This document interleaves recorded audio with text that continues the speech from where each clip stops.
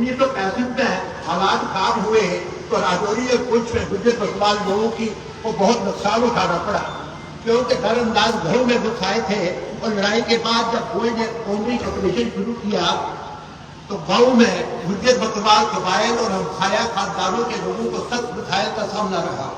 جب گھروں سے گولیاں چلتی تو سینکڑوں گھر جلا دیے گئے اور لوگوں نے یا جنگلوں میں پناہ لی یا پھر سرحد پار چلے گئے، جبکہ مقامی انتظامیہ ختم ہو چکی تھی۔ ہر طرف افراتفری کا ماحول تھا۔ اس وقت وزیر اعلیٰ غلام محمد صادق کی اصطلاح پر حضرت میاں بشیر احمد لاہوری صاحب کو جنوری 1966 میں گڈ ول مشن پر راجوری اور پنچ میں آئے اور اعتماد سازی کی مہم شروع کی۔ آپ نے کالا کوٹ، دھنا کوٹ، دل منجا کوٹ، مینگر، سورن کوٹ اور پنچ کا دورہ کیا، لوگوں کے مسائل کو سنا، زیادتیوں کے بارے میں آواز اٹھائی، قبائلی جرگے منعقد کیے، متاثرین کے گھروں میں جا کر دکھ اور سکھ بانٹا، اور پھر لوگ واپس اپنے گھروں میں لوٹنا شروع ہو گئے۔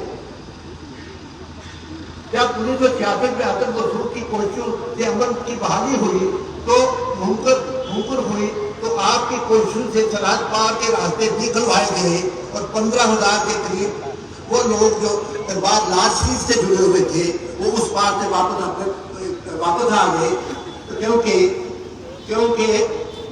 ان کا پیر خانہ اس طرف تھا۔ 1967 میں جب حاجی بابا صاحب کی صحت بابا صاحب نے صحت کی بنا پر اسمبلی انتخاب میں حصہ لینے سے انکار کر دیا تو صادق صاحب نے کنگن حلقہ سے حضرت میاں بشیر احمد لاہوری صاحب کو میدان میں اتارا، کیونکہ صاحب موصوف بہتر طریقے سے عوام کی نمائندگی کر سکتے تھے اور درگاہ شریف سے بھی روحانی طور پر جڑے ہوئے تھے۔ جب اسمبلی کی ٹکٹ ملی تو میاں صاحب والد محترم کے روبرو ہوئے۔ حضرت بابا صاحب نے آپ سے کہا کہاں چلے ہو؟ حضرت میاں صادق صاحب نے سری نگر بلایا ہے۔ حضرت حاجی بابا انہیں خرکنچی کی عادت پڑ گئی ہے، سلسلہ کو کون دیکھے گا؟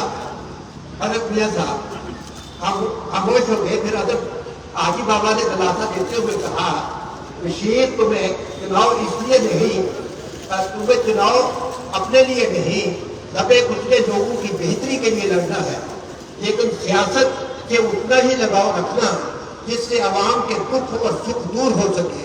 تمہارا اصل کام تو دین اور سلسلہ کے فروغ کے لیے کام کرنا ہے۔ میاں صاحب جو آپ فرمائیں گے وہی کروں گا۔ حضرت حاجی بابا نہیں، تمہیں وہ کرنا ہے جو تمہارے ووٹر کہتے ہیں، اور میں بھی تیرا ووٹر ہوں۔ میاں صاحب حضرت تو نمبر 1 ووٹر ہے۔ حضرت حاجی بابا تو پھر میرے گاؤں میں بجلی نہیں ہے، روزی کے مسائل نہیں ہیں، لوگوں کی جیب میں پیسہ نہیں ہے، ان کی عزت کو بحال کرنا ہے، کر سکتے ہو تو جاؤ الیکشن لڑو۔ میاں صاحب نے کہا آپ بھی تو MLA تھے۔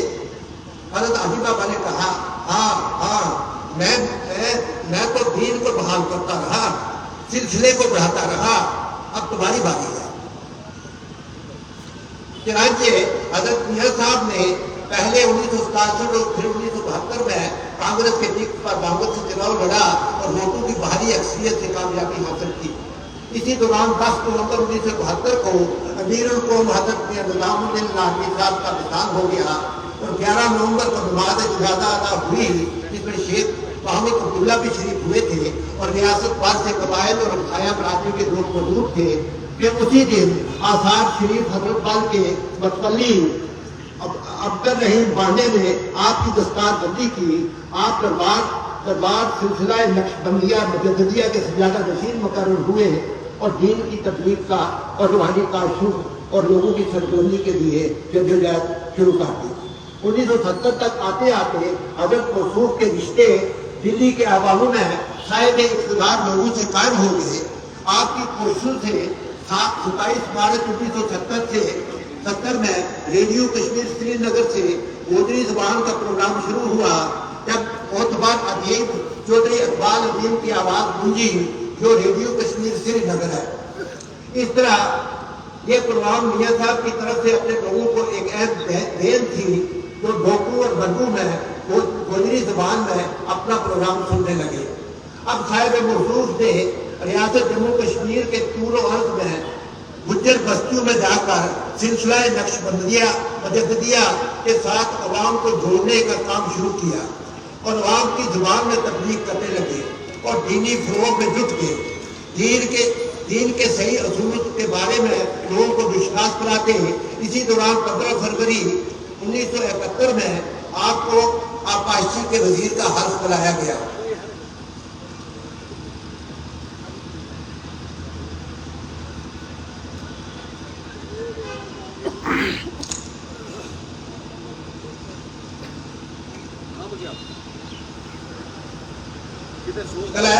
تو آپ کا دفتر اصل میں عوام کی کچہری کی طرح بن گیا، جہاں بلا روک ٹوک لوگ سارا دن ان کو گھیرے رکھتے، کوئی دفتر کے کام کراتا، کوئی آپ سے تحریر حاصل کرتا، کوئی دعا کراتا۔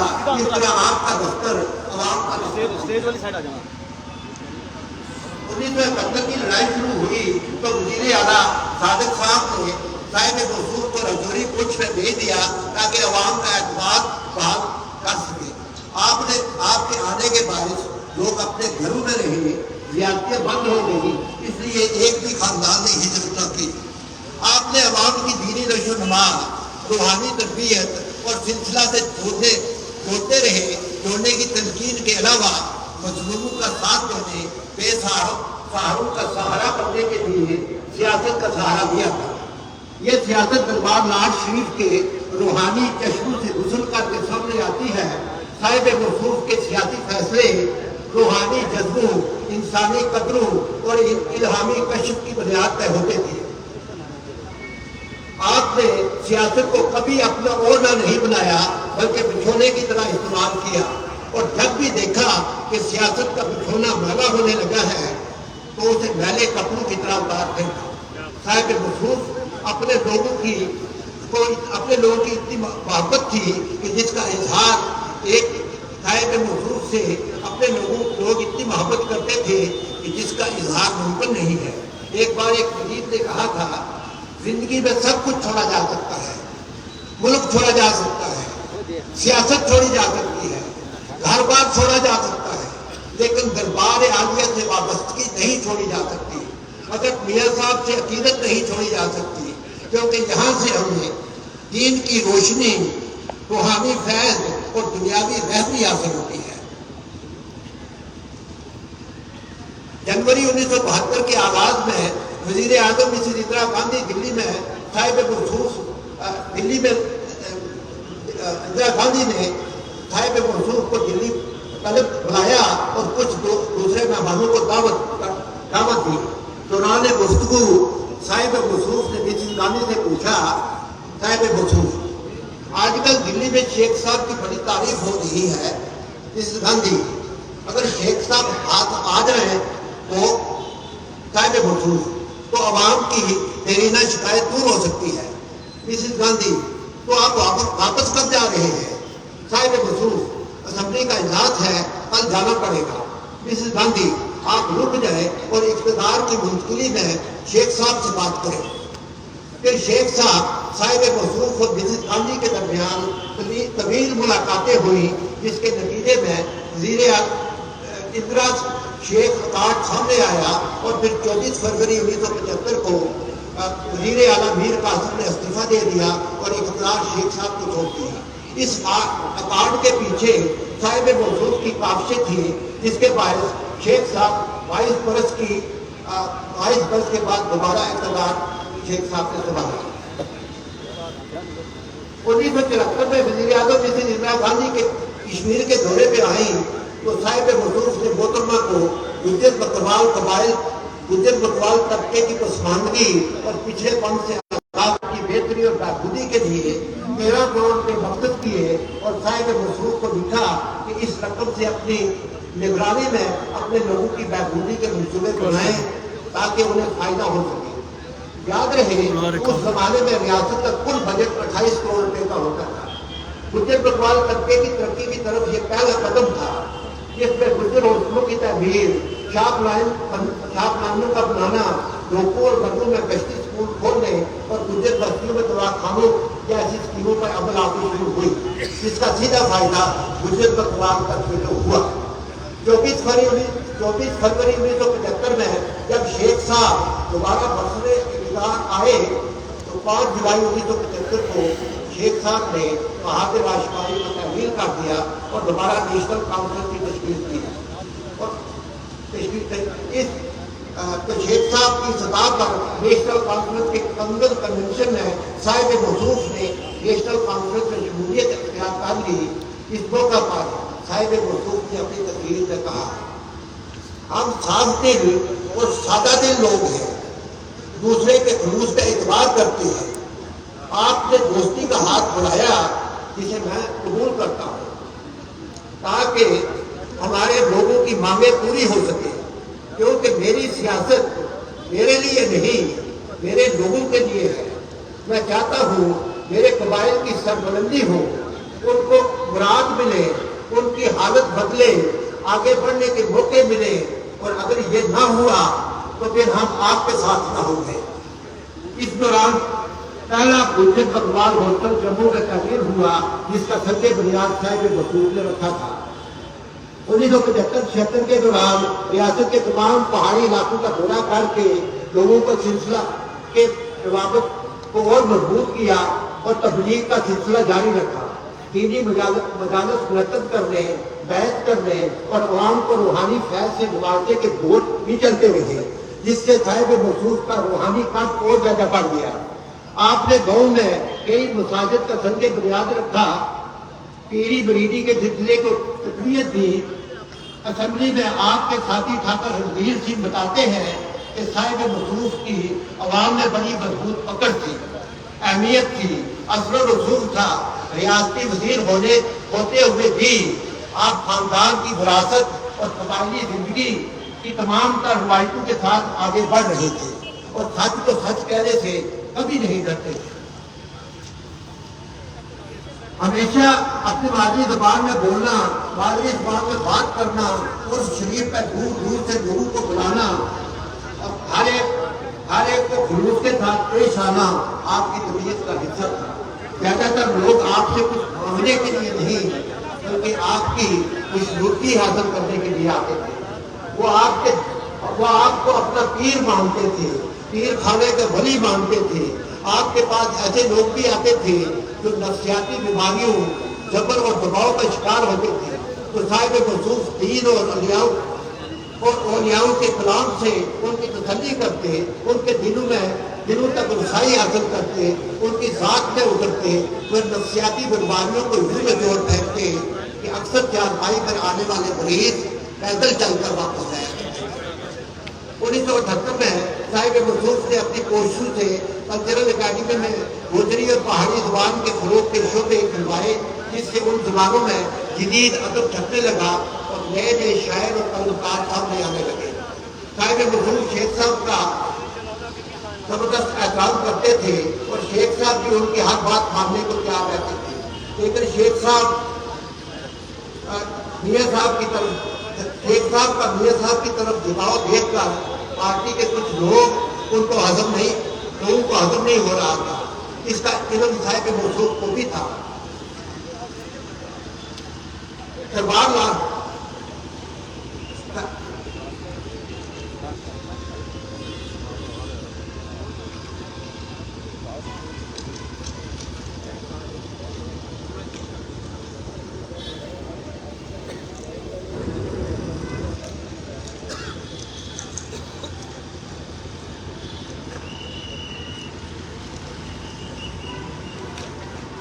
चौरासी 1980 में शेख साहब उमरा पे जा रहे थे तो हवाई अड्डे पर मौसूफ ने कहा कि वो अपने मुल्क की भलाई के लिए नेशनल कॉन्फ्रेंस में शामिल हुए थे और आपने कुछ वादे किए थे जो पूरे न हुए। शेख साहब ने कहा कि मैं उमरा से वापस आकर मामलात पर बात करूंगा। चुनाचे जब हज से वापस आए तो मियाँ साहब को दफ्तर मिलने के लिए गए। कुछ गिले शिकवे हुए, कुछ शिकायतें हुई, लेकिन साहिब मौसूफ को लगा कि शिकायती टोले ने कुछ कहते ही चुगला हुआ है। चुनाचे आपने वजारत से अपना इस्तीफा लिखा और शेख साहब की मेज पर रख दिया और इस्तीफा देखकर शेख साहब हैरान हो गए। मियाँ साहब ने कहा, ये आप क्या कर रहे हैं? तो साहिब मौसूफ ने जवाब दिया آپ نے ہمارے لوگوں سے کیے گئے وعدے پورے نہ کیے، پھر مجھے وزارت میں رہ کر کیا کرنا ہے؟ میری سیاست تو اپنے لوگوں کے لیے ہے، ورنہ میں تو دربار عالیہ کا خاتم ہوں۔ یہ سن کر شیخ صاحب نے کہا آپ کی بات پر حق ہے، ہم یہ حق ادا کریں گے، لوگوں کی روزی روٹی کا راستہ نکالیں گے، لیکن میاں صاحب آپ جلد بازی کر رہے ہیں۔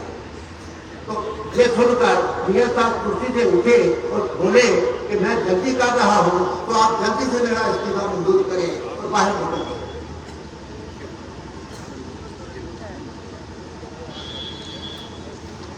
اپنا اتنا کہہ کر میاں صاحب شیخ صاحب کے کمرے سے باہر آ گئے۔ جب صاحب موصوف نے کہ استعفے کی اطلاع وزیر اعظم مسز اندرا گاندھی کو ملی تو دوسرے ہی دن وہ لداخ کے دورے پہ آ گئی اور مفتی صاحب نے کہا کہ وہ میاں صاحب کو لے کر لداخ پہنچے۔ وزیر اعظم نے میاں صاحب کو لداخ دیکھا تو ان کی طرف بڑھی اور بولی میرے بھائی لداخ کی ان پہاڑیوں میں آپ سے وعدہ کرتی ہوں کہ حجت بکروال قبائل کو درجہ فہرست قبائل کا درجہ دینے کے لیے جو آپ نے استعفیٰ دیا ہے اس کو میں پورا کروں گی۔ اس کے بعد صاحب موصوف نے ریاست بھر میں حجت بکروال طبقے کی درجہ فہرست قرار دینے کی مہم چلائی اور پھر 1983 کے چناؤ میں ترحال سے انتخاب لڑنے کا اعلان کیا اور ایک زبردست مقابلے میں آپ نے اپنے مدعے مقابل کو 4000 ووٹوں سے شکست دے کر دی۔ اور پھر لیکن 6 جون 1983 کو چناؤ کے اعلان ہوتے ہی ڈاک گوری میں ہی ہزاروں عقیدت مندوں سے خطاب کرتے ہوئے آپ نے کہا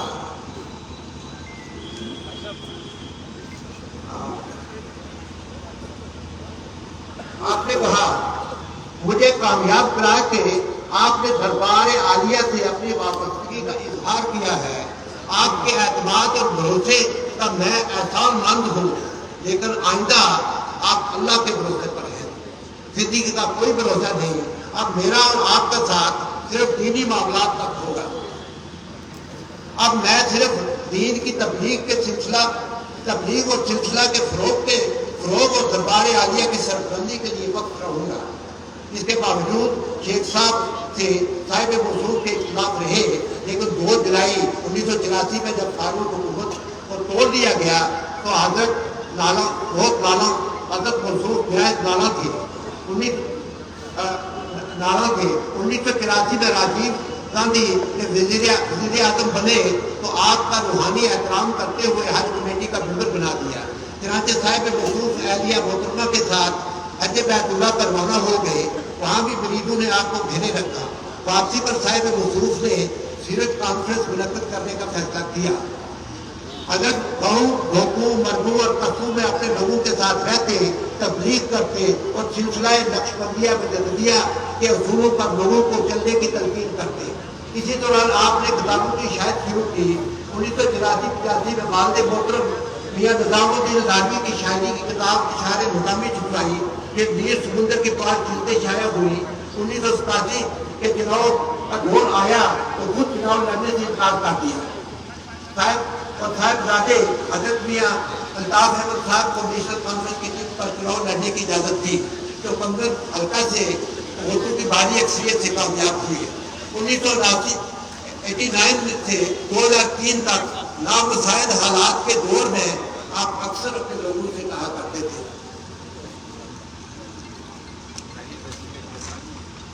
صدق پر رہو، صدق پر قائم رہو، سچائی پر قائم رہو، اپنے دین پر قائم رہو، اپنے گھروں میں رہو، اپنے خاندان میں رہو، زبان اور کان بند رکھو، آنکھیں کھلی رکھو اور سارے معاملات اللہ پر چھوڑو۔ 2001 اور 2002 کے درمیان حضرت بابا صاحب نے دربار عالیہ میں زیارت کمپلیکس کی تعمیر نو کا سلسلہ شروع کیا اور بنگلے کی تعمیر، لنگر کھانا، مویشی کھانا، زنان کھانا اور دوسری عمارات درگاہ شریف کے اندر لکڑی کی معیاری کام بھی کروایا۔ 26 نومبر 2003 میں LOC پر جنگ بندی نافذ ہوئی اور سرحد کے آس پار بہتری آنے لگی تو 2004 میں صاحب موصوف نے LOC کے اس پار کشمیر میں آباد اپنے مریدوں سے ملنے کے لیے دورہ شروع کیا تو سب حیران ہو گئے۔ یہ اپنی نوعیت کا پہلا دورہ تھا جس میں کشمیر سے کوئی شخصیت دونوں ملکوں کے قبولیت کے بعد بار بار جا رہی تھی۔ 31/12/2004 کو آپ حضرت پیر نورانی شاہ کی درگاہ سوابا شریف پہنچے. درگاہ پر حاضری دینے کے بعد آپ نے اس پاک کشمیر کا دورہ شروع کیا اور اکثر مقامات پر وہاں کے وزیر اعظم سکندر یعقوب خان آگے سے جڑے ہوئے تھے. اس کے علاوہ صاحب وجود کی ملاقاتیں سردار عبدالقیوم خان اور دوسری شخصیات سے بھی ہوتی رہی. آپ نے دربار کئی شریف سے لے کر مظفر آباد، کوٹلی، میرپور اور دوسرے مقامات کا دورہ کیا جہاں ہر جگہ مریضوں نے آپ کو آنکھوں پر بتایا. آپ کے اس دورے کے اہم بات اعتماد سازی کا عمل شروع ہوا. آٹھ بار راستے کھلے اور دربار عالیہ بابت شریف میں اس پار سے مریضوں کی آمد کا سلسلہ بھی جاری ہو گیا. آپ کے اس دورے کے دوران نور اللہ قریشی جو آپ کے ہمراہ تھے اپنے دو شعروں میں یوں کہتے ہیں: شکر خدا دا جس اے ویلا آندا کر کرے دیدار میاں صاحب دا ہر عاجز درماندہ لکھاں پسندے عاشق حضرت اس پاسے اس پاسے ہر ہکی کو غیر باطن ہندے رو دلاتے. 19 دنوں کے قیام کے بعد آپ 16 اپریل 2004 کو واپس وطن لوٹے اور پھر اپنے لوگوں میں تبلیغ کا کام میں مصروف ہو گئے. آپ کی روحانی، سماجی اور روحانی خدمات کو مد نظر رکھتے ہوئے حکومت ہند کی جانب سے 26 جنوری 2008 میں آپ کو پدم بھوشن کے خطاب سے نوازا گیا. آپ عوام میں کس قدر مقبول تھے اور قابل احترام شخصیت تھے اس کا اندازہ راجوری کے مولوی دل محمد کے ان الفاظ سے بخوبی لگایا جا سکتا ہے. مولوی دل محمد کہتے ہیں کہ جس کو دیکھ کر خدا یاد آ جائے اس میں کچھ ہے. صاحب موصوف کی صورت اور سیرت دیکھ کر لگتا ہے کہ وہ اللہ والے ہیں. ان کا مزاج، بے باکی، صوفیانہ انداز، روحانی طور طریقہ، بات کرنے کا سلیقہ اور جو بھی ہے اللہ اور رسول کے بنائے ہوئے ضابطوں کے مطابق ہے. آپ میں وہ کرشمہ موجود ہے جو انسان کو ولی بنا دیتا ہے. آپ کو ملنے کے لیے لوگ پیدل آتے ہیں، لوگ بھوکے آتے ہیں کیونکہ یہاں روحانی خوراک بڑھتی ہے، ایمان تازہ ہوتا ہے. کیونکہ لاٹ شریف کے اولیاء ہمارے گھروں میں بستے ہیں اور ہمارے گھر ان کی آمد کے منتظر رہتے ہیں.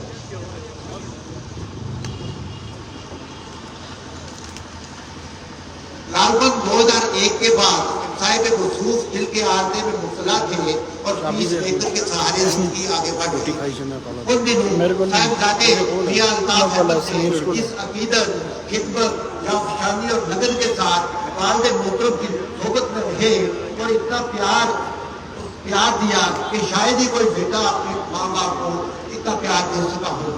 ان دنوں میاں صاحب فاروق وزارت کے وزیر جنگلات ہوتے تھے، لیکن دفتر جانے سے قبل صاحب موصوف سے اجازت لینا، واپس آنے پر پہلے ان کی خوشنودگی حاصل کرنا، ان کی صحبت صحت کے بارے میں ریاست کرنا اور پھر رات گئے تک والد محترم کی صحبت میں رہنا آپ کا معمول تھا. جس کے باعث صاحب موصوف کو کبھی اکیلا پن محسوس نہیں ہوا. یہ حضرت میاں الطاف احمد صاحب کی انتصاری اور ان کی تابعداری کی ایک مثال ہے جو ان کو وراثت میں ملی ہے. یہ بھی بتا دوں کہ آخر میں یہ بھی بتا دوں کہ زندگی کے ایک موڑ پر راکم کو صاحب موصوف کی قربت حاصل ہوئی اور صاحب موصوف نے اتنی پذیرائی کی، اتنی محبت کی، اتنے خلوص سے نوازا کہ بیان کرنا مشکل ہے. اس سے پہلے ایک لائن رہ گئی ہے. صاحب موصوف کو بھی اپنے صاحبزادے میاں الطاف صاحب سے کچھ توقعات تھی اور کچھ خواہشیں تھیں. وہ کہا کرتے تھے کہ ان کا کام کرو جن کا کوئی نہیں ہے، جن کی کہیں شروائی نہیں ہے، جو صدیوں سے دبے کچلے ہیں، جن کی زندگی میں سیاہ راتیں ہیں، ان کے لیے صبح بن کر آؤ. جو سب سے چھوٹے ہیں، سب سے غریب ہیں، ان کو سب سے پہلے ملو تاکہ وہ یاد رکھیں کہ کوئی ان کا ہے.